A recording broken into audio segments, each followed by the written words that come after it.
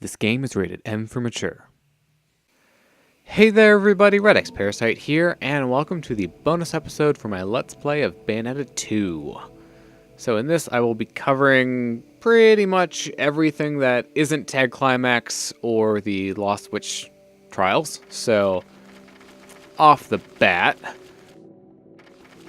on the main menu here are the list of bewitchments. So these are your standard achievements that you get for doing various things, like beating certain chapters of the game, concocting things, unlocking all the chests, that sort of thing. So you can view those from the main menu.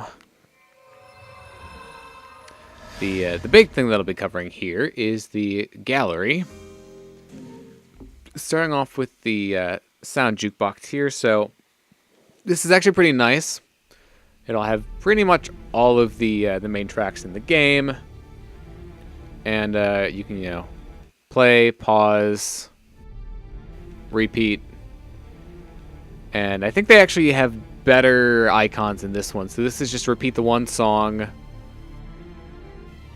So I think that's on now. Then that'll repeat this entire disc. So it'll go through all the ones on the disc and then repeat.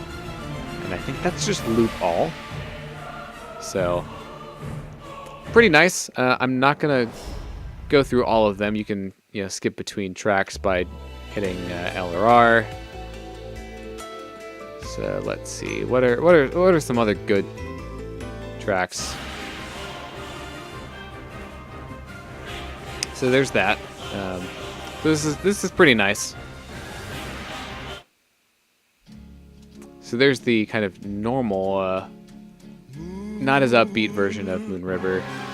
There's Aesir. So you can actually have that music playing. That is not what I wanted to do.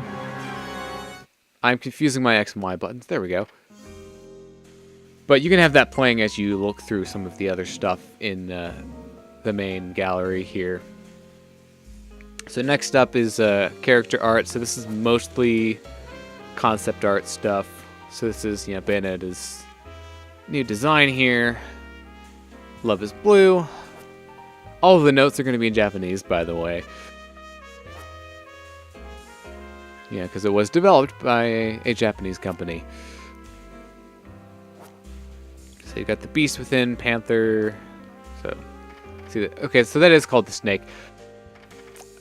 Just for a reference, it should crop up at some point here. There we go. I don't have all of these unlocked. I believe some of them are tied to beating the game on higher difficulties, like beating it on third climax, and I'm not sure if any are tied to infinite climax or not, but I wouldn't know since I haven't beaten the game on that difficulty. There's the bat, the crow, and I think it'll cover some of the Umbran elegances here. Takamikazuchi, and then these are going to spoil some of the outfits that we'll be seeing later in their proper, 3D models. Getting into the Jean stuff. So this is a really nice collection of art, I think, and especially compared to the first game, I think the sketches that they have here is just kind of a better selection of showing off. Like the quality of the sketches, I would say, is a little bit better too, but just in terms of what they actually decide to show off in the art here. So here's some of the Baldur stuff. So there's this wolf form. Got Loki, and then this is pretty cool. They actually give you close-ups of all of the cards that he uses at various points, which is really neat. So apparently he also has a beast within. Like, he does, transform into that flying squirrel during the game, but it's interesting to see that, internally they kind of refer to it as the same thing as the witch and Lumen Sage characters. So here's Rosa. And then, Prophet approved design. They have titles at the bottom too, which I haven't really been pointing out that much. So what I do find interesting though is that they do call this form Lopter in the concept art here, and I think technically it's established that, you know, you're fighting quote unquote Aesir, the god of chaos, but it is just his evil half. You know, obviously Loki is still a completely separate being for the entirety of the ending there. So you got, you know, Luca redesigns, Rodan, his Christmas outfit, and then okay, Noaton townspeople. I didn't really show off the townspeople as much. They aren't, you know, they don't really come into the main story at all like they do in the first game. You don't really get to see them up close unless you actually kind of go and approach them like that. Now we're getting into the enemies. Yeah, the different forms of accolades, fidelity. What I do find interesting is they also have these sketches of kind of what their innards look like. So they did, you know, pre-sketches of this is what the enemy should look like when you've, you know, nearly beaten it to death, which is pretty cool.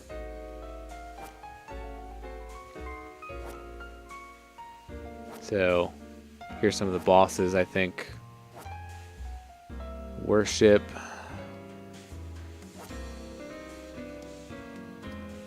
So let's see, how far along am I? Okay, 13 out of 18. We're not doing too bad on these. There's Pain. Like, these are some really nice sketches.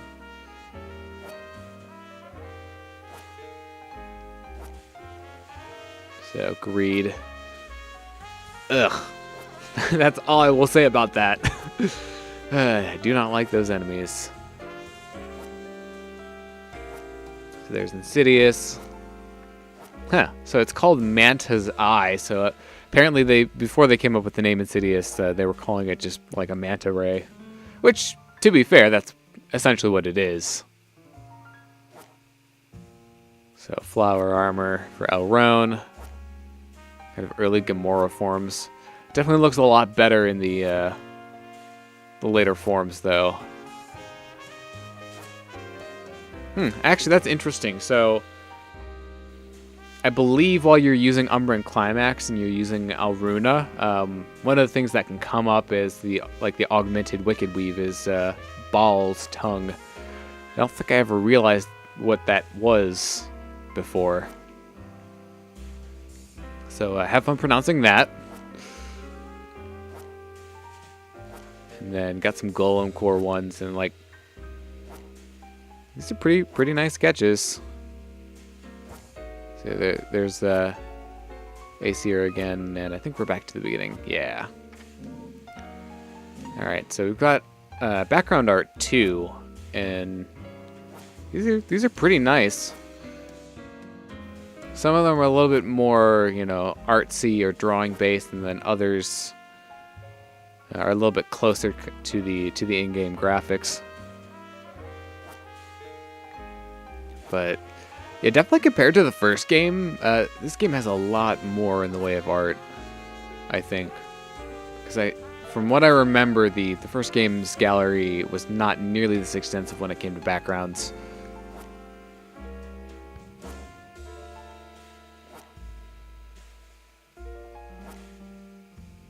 This is some really great concept art. I know I keep saying that, but you know, it just keeps impressing me. And I don't really look through this stuff super often. Because I might have done it like the first time that I beat the game, and then I haven't really done that, you know, done it since.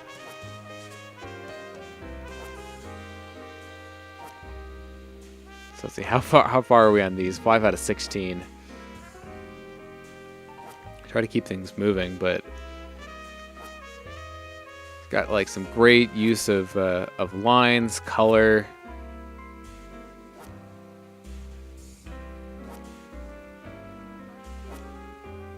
Oh yeah, for reference, I am playing on the Wii U version right now, and the reason for that is I have a more complete file on this version that has more things unlocked. Essentially, for the Let's Play practice file, Yeah, I don't have nearly as many things unlocked. Like, I have a file on the Wii U version here that actually has most of the costumes unlocked, which I cannot say the same for either of the files that I have on the Switch version currently.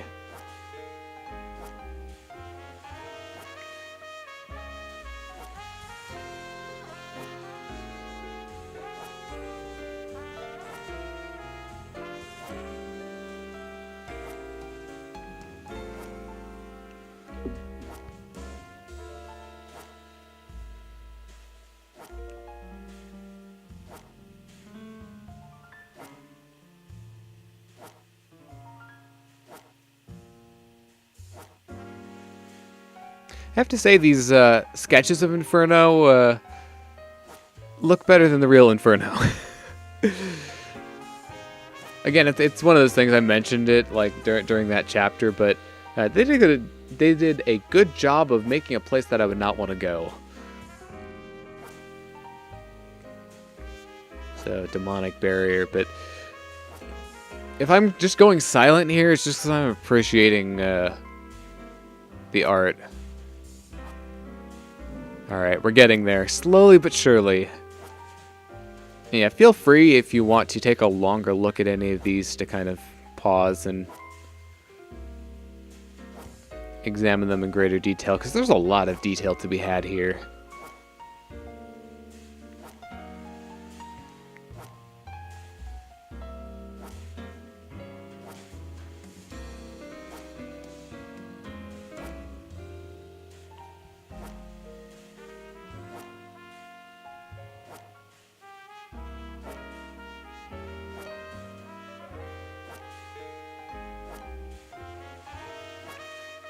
What I find interesting, though, is that like all this background art, the way that they presented it here is kind of chronologically in terms of the order of the story. So if you go through this gallery, you kind of go through the main story in terms of all the set pieces and locations. So the last kind of flat art gallery here is the objects. So this includes all the weapons.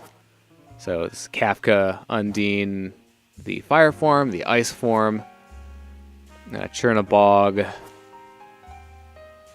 This is more Chernobog. Takemikizuchi, Salamandra, and then they have some of the weapons for the other characters as well. So these are, Rosa's revolvers. The space gun, that's from the Star Fox outfit. So that's Midas's Testament. These are some of the other accessories.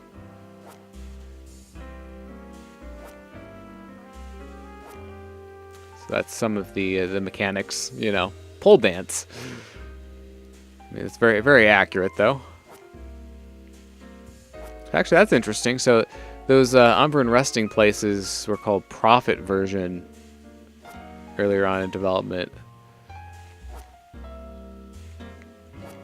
Oh, so actually really cool detailing on the orbs there that you can't really see that well in the game is that they actually kind of have skulls inside them.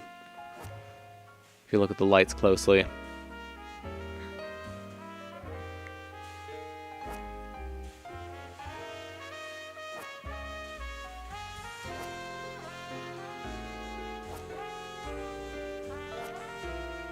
These are some more odds and ends stuff here at the end.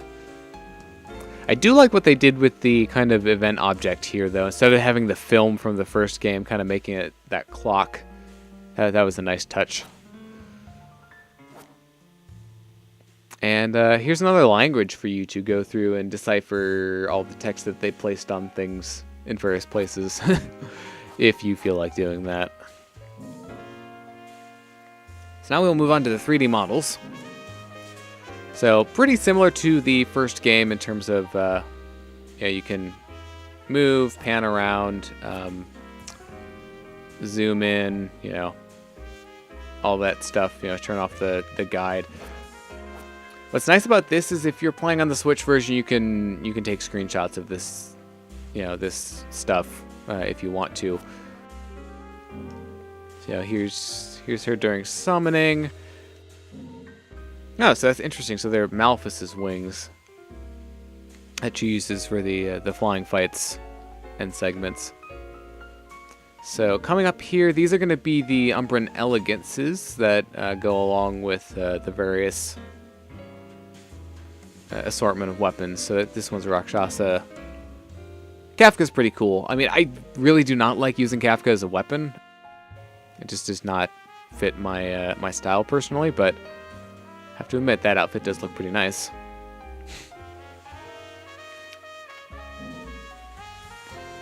Yeesh, that is a big hammer. Alright, so there's one that I'm missing. So this will get into basically all of the costumes that I have now. We'll actually we'll be able to get a better look at them than we will in the menu. So this is the first one. This is the Umbran Gecko. It comes in 3 different flavors. So, I mean, this one looks pretty good. Once we get later on into the costumes here, though, some of the later ones, I just do not feel like they're quite as good as the costumes from the first game. And of course, that's all based on personal taste, but like this schoolgirl one doesn't really do that much for me. I'd have to say the red and black was probably the best variant of that. Again, Witch Apprentice one, not really biggest fan. You have the Metal Witch here, which is essentially just Bayonetta's character model, but with a metallic finish over it. One of the better ones, I think, is the dress here, which you can get in the beginning of the game or end of the game format. These next ones coming up here are going to be the Nintendo-themed ones. So this is Star Mercenary. This is the Star Fox-based one. There are actually a number of things to talk about regarding that. One, it will change if you use Love is Blue on either your hands or your feet. It will change the guns into the R-Wing guns that you see here. And a cute little detail here is that on the ones that she's using on her hands, you can see, and I can actually zoom in on these to show them off a little bit better. Let's see. There we go. On her right hand is Fox, on her left hand is Falco, and then on her feet are Peppy and Slippy. So, nice little detail. There is another side effect of using this outfit that I will show off later because I actually really like it. The Mushroom Kingdom Princess and Sarasaland Princess outfits are back. Like the first game, they changed the currency into Mario coins instead of being the standard halos or orbs. And they also changed the Wicked Weaves, at least for some weapons, into Bowser's arms and legs. So here's the Hero of Time one. I believe it functions exactly the same way as it does in the first game.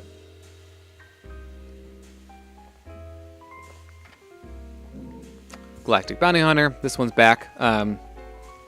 It is actually a little bit different in this version than it was in the first Bayonetta, in terms of it will change your appearance. Instead of running around as Panther within, you will actually be the Morph Ball, and then when you double jump, you screw attack. So nice little additions to that outfit. Here's the Bayonetta 1 outfit, and that actually comes with its own set of perks as well. When you buy the super mirror that unlocks this outfit, it will also get you the Scarborough Fair and Shirava weapons. So that's a nice benefit for that one. So here's the old hairstyle from the first game. So I really like that outfit. That was one of my favorite outfits from Bayonetta 1 that made its return. And then we have a few others that I do not have access to because I don't think it, I think they're on higher difficulty only.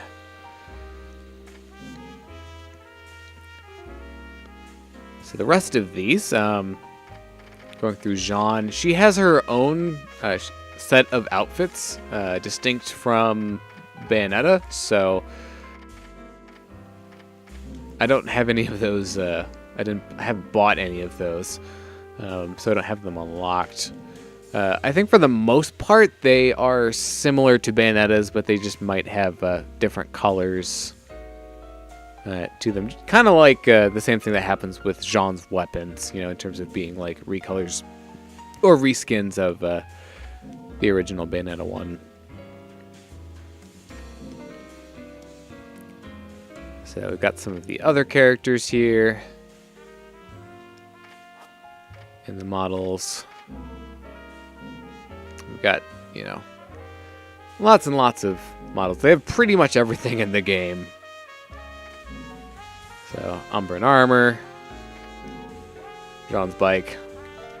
She really does like motorcycles. So, Enzo Mobile number 3. Propeller plane. And I'll get back to that later.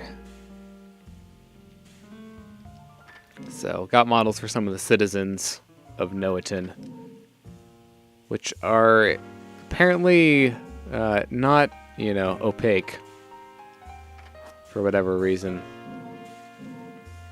So, we've got the Beast Within forms here, which obviously include the mainstays of, the Bat, Crow. New one being the Snake. And we also have Jean's forms as well, which are Lynx, Owl, Moth. And then hers is actually a centipede for the underwater stuff, so yeah, I'm not the biggest fan of those. So there's Baldur's Wolf form. And I believe these ones are for Rosa, if I'm correct. So then we'll go through the angels here. I think in this case I'm just going to kind of scroll through them like this and not go into the menu and kind of rotate around, because there are a lot of things to go through here. Oop, this is taking a while. Probably because it's a bigger model, if I had to guess.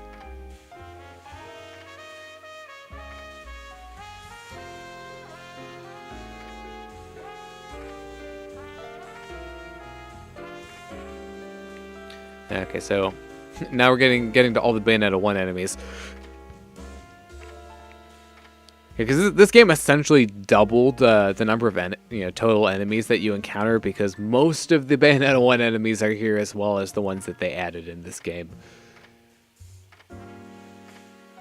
Alright, so that does it for all of the angels. Luckily, there weren't any demons in the first game, so there are not nearly as many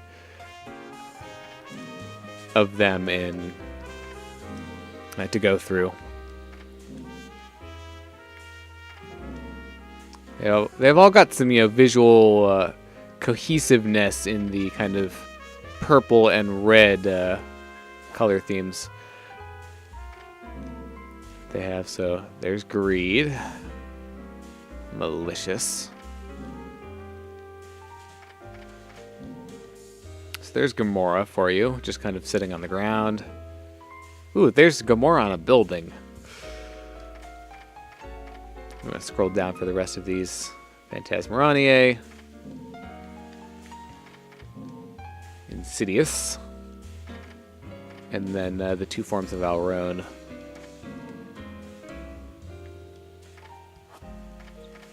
And we are almost there. Got a lot of models to go through. There's the Masked Lumen, final Baldur fight. Baldur without the mask. Prophet. Yeah, the first game did this as well, where the backgrounds will kind of match what you're looking at. So for the angelic type enemies, you'll get that kind of light background. For Aesir, you'll get this kind of nice blue. There's Prophet. My final form, as well as Golem, I guess also gets the blue background.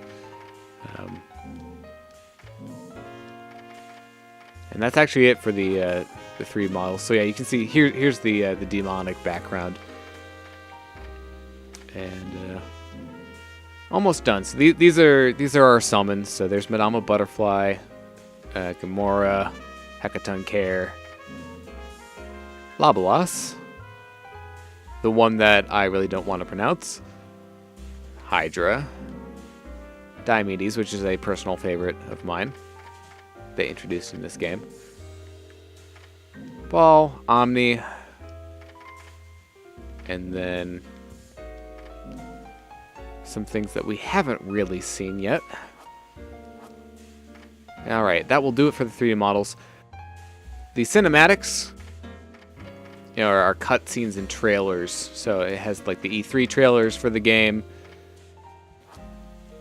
and the Moon River dance that plays during that section of the credits without the credits.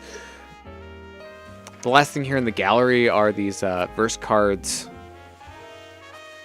that get used in Tag Climax, that mode. So you'll have the, you know, for any verse cards that you unlock, you'll have them in the gallery here. So I'm not going to go through all of these, but that's where they are.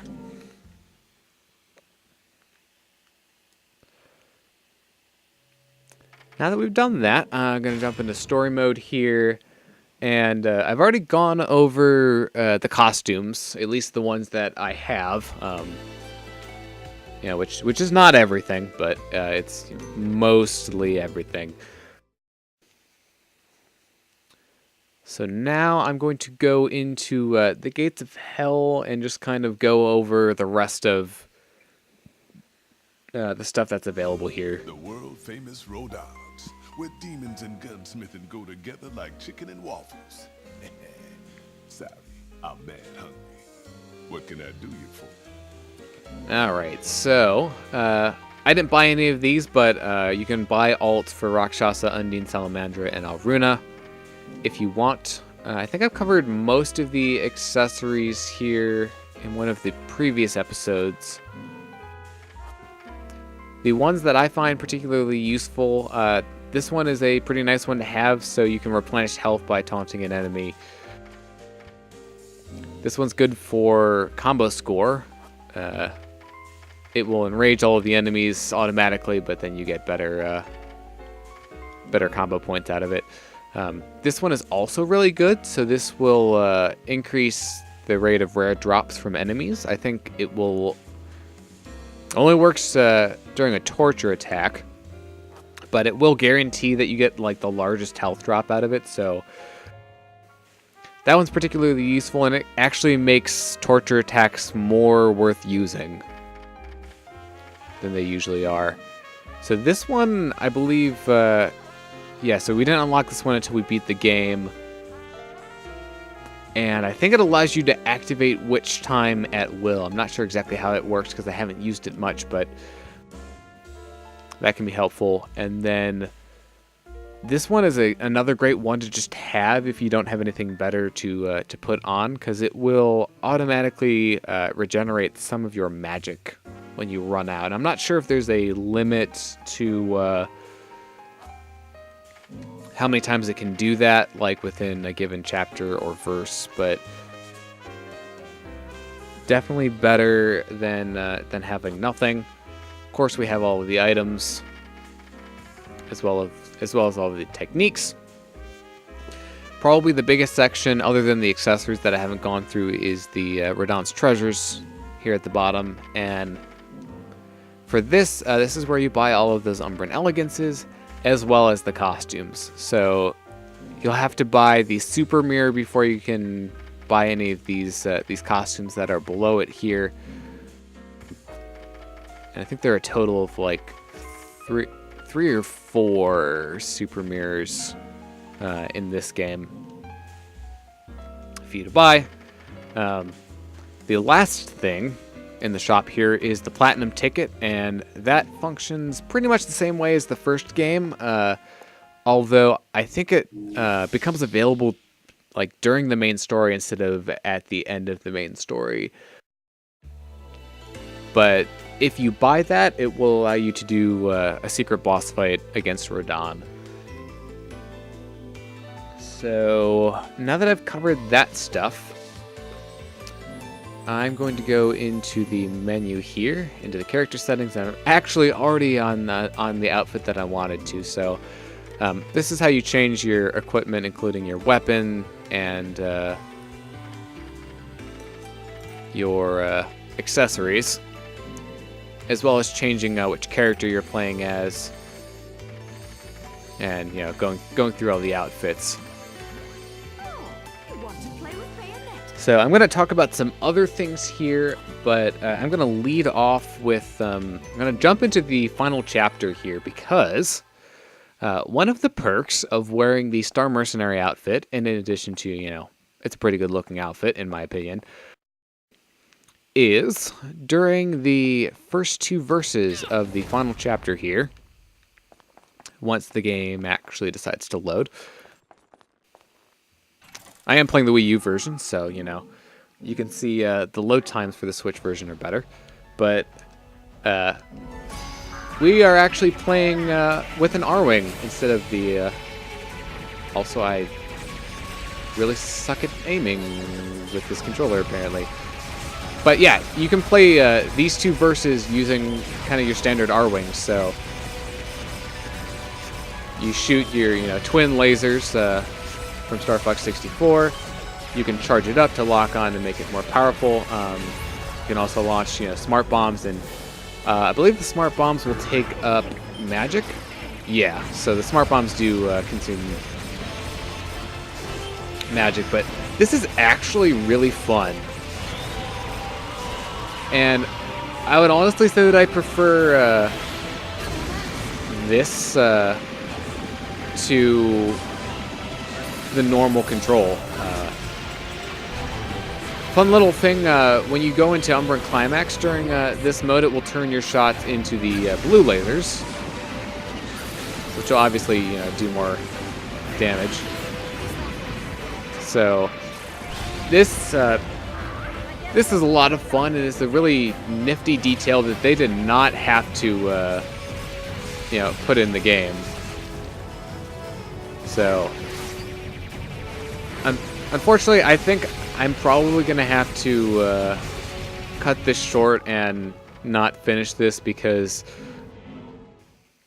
I have some other things that I want to talk about, and I'm not going to be able to talk about them easily while playing at the same time. So unfortunately, we're going to have to bid adieu to that, but can always go back and play that later. But what I want to talk about next are the different difficulty modes. And strangely enough, on the Wii U version here, which is what you're seeing right now, they changed the difficulty naming such that you start off, the default difficulty is second climax, and then the easiest one is first climax, and then you have third climax. Once you beat that, you unlock infinite climax. But in the Switch version, they actually renamed the difficulties to easy, normal, hard. I think infinite climax is the same, but it's just kind of a weird thing that they did.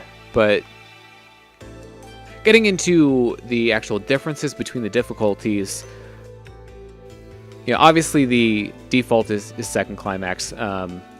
So easy, I believe, it does not have automatic health regen like some of the easier difficulties did in the first game.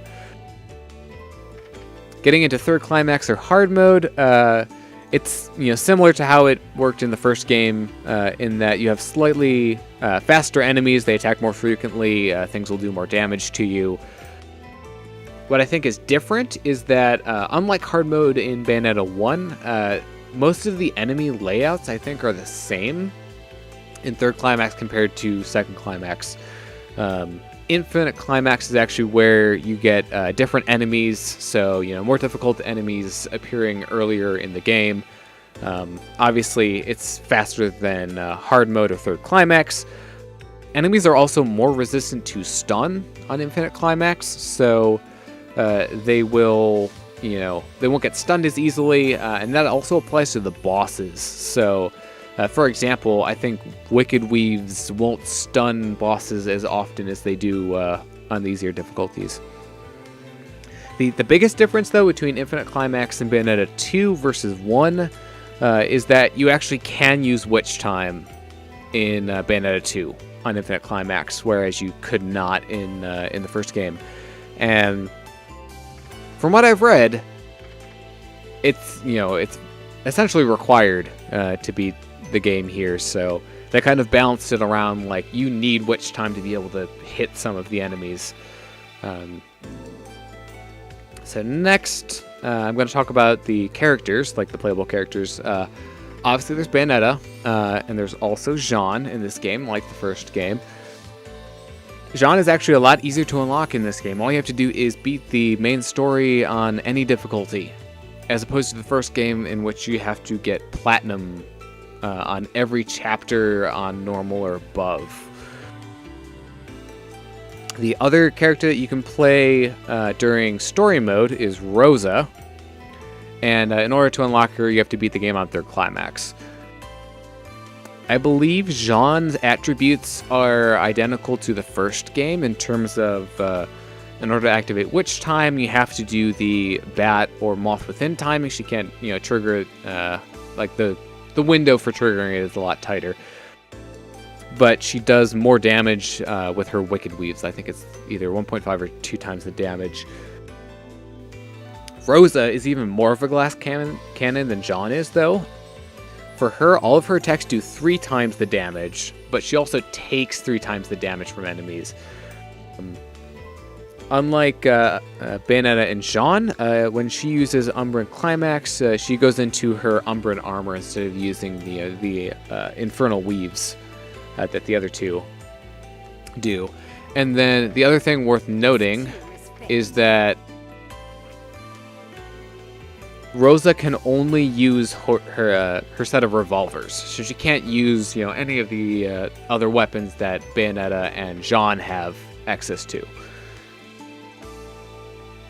So as far as the other playable characters during the story mode go, you play as Loki briefly, you play as Madama Butterfly, or Madama Styx if you're playing as Jean, during one of the Lumen Sage fights, and that's about it.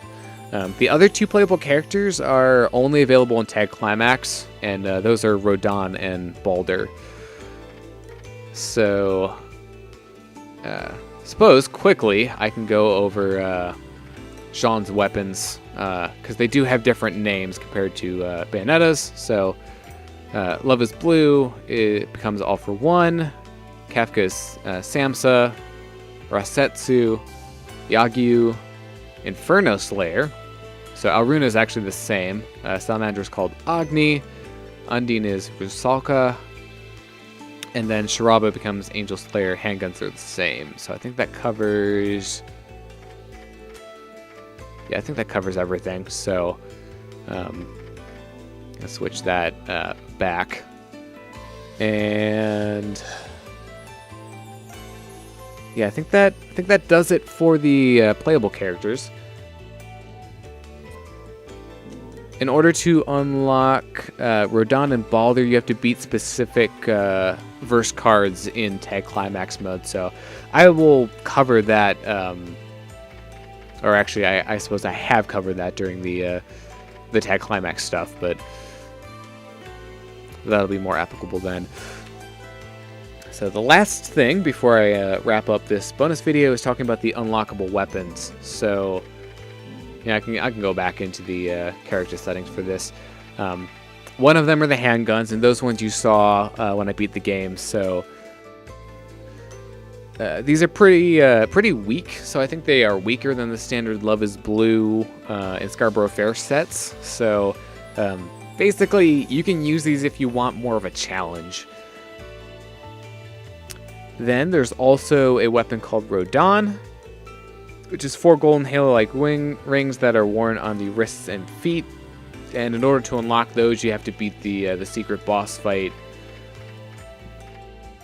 with Rodin. So you have to beat that fight in order to be able to get those.